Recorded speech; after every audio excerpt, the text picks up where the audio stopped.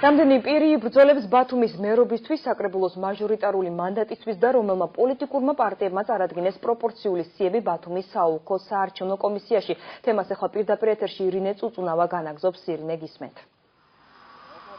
დიახ, სოფო, ბათუმის საარჩევნო ოლქმა პოლიტიკური სუბიექტების განაცხადების მიღება უკვე დაასრულა.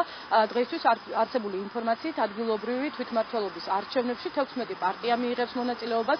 ბათუმის მერობისთვის 11 კანდიდატი იბრძოლებს, მათ შორის 5 უკვე რეგისტრირებულია. რეგისტრირებულებს შორის არ არის ხელისუფლების კანდიდატი, მმართველმა პარტიამ მერობის კანდიდატი საოლქოს დღეს წარუდგინა. კანდიდატები ასევე დღეს წარადგინეს საოლქოში ნაციონალურმა მოძრაობამ და ბურჯანაძე ერთიანმა ოპოზიციამ.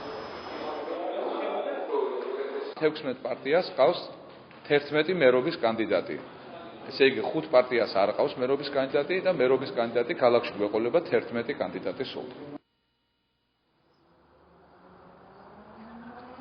რაც შეეხება პროპორციულ სიებს, 79 საარჩევნო ოლქში პარტიული სია 16 პოლიტიკურმა სუბიექტმა წარადგინა, მათ შორის 6 უკვე რეგისტრირებულია, ხოლო 10-ის დოკუმენტაციას საოლქო კომისია განაცხადის შეტანიდან 2 დღის ვადაში განიხილავს და მიიღებს გადაწყვეტილებას. რაც შეეხება მაჟორიტარებს, როგორც ოლქში აცხადებენ, 16 პარტიიდან 5 მაჟორიტარი საერთოდ არ ყავს.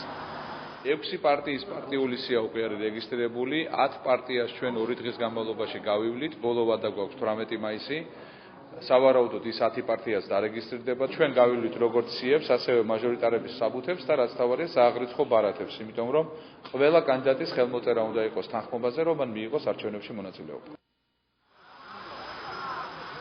ბათუმის საარჩევნო ოლქი დოკუმენტაციების განხილვას 18-ში დაასრულებს. სწორედ ამ დღეს გაირკვევა დარჩენილი პოლიტიკური სუბიექტების ბედი. იმ შემთხვევაში თუ რომელიმე მათგანს ექნება ხარვეზი დოკუმენტაციას, ოლქი უკან დაუბრუნებს და 2 დღიან ვადას მისცემს მის გამოსასწორებლად და შემდეგ უკვე კვლავ დაიწყებს 2 დღიან ვადაში განხილვას. აქვე დავამატებ საოლქოს ინფორმაციას, რომ ადგილობრივი თვითმმართველობის არჩევნებში გასულ წელთან შედარებით წელს უფრო მეტმა პოლიტიკურმა სუბიექტმა გამოთქვა მონაწილეობის სურვილი. რაც შეეხება მერობის არჩევას 12 წლიანი პაუზის შემდეგ ბათუმელები მერს პირველად აირჩევენ.